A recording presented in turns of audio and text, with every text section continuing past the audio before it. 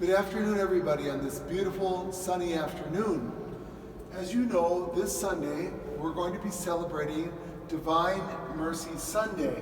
And as you can see, there are two rays coming from Jesus.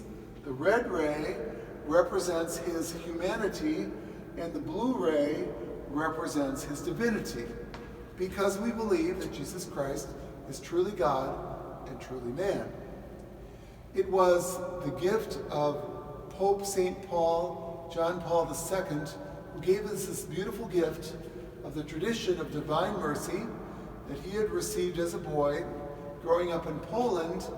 And the visionary, Sister Faustina, only lived about 20 miles away from where Pope John Paul II was born and raised. And so he had very much a love of this devotion since his childhood.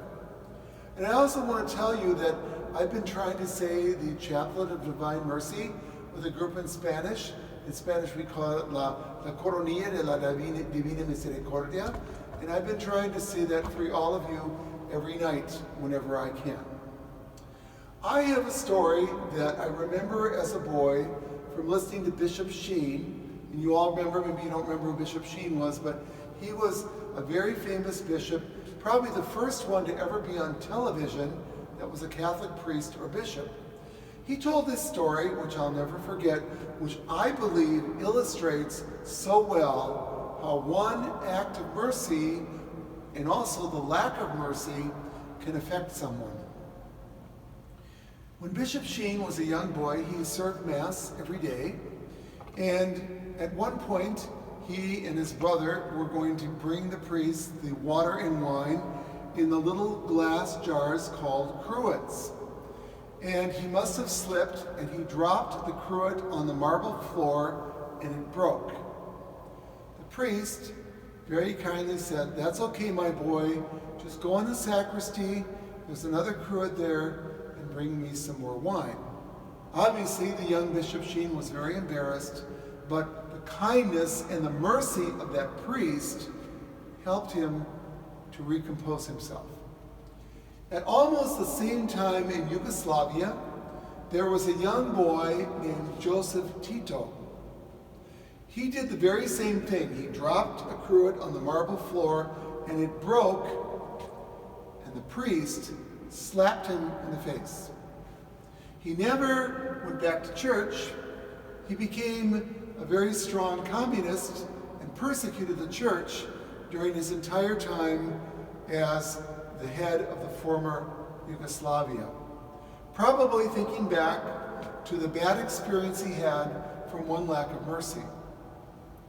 During this time when we are together, and we have been together a lot in our homes, sometimes the temptation is to snap or to say something unkind or to say, "You're getting on my nerves." That's normal because we have never experienced anything like this. But thanks be to God, this Sunday, you have an opportunity once again to consecrate yourself to the merciful Jesus, divine mercy. Just think of that every time you want to snap or lose your patience or be irritable. Think of how one act of mercy, even how insignificant it might seem right now, is going to make a huge difference. 6 months from now, when we are looking back on this time of the COVID pandemic, we are going to remember to the extent that we showed mercy to one another.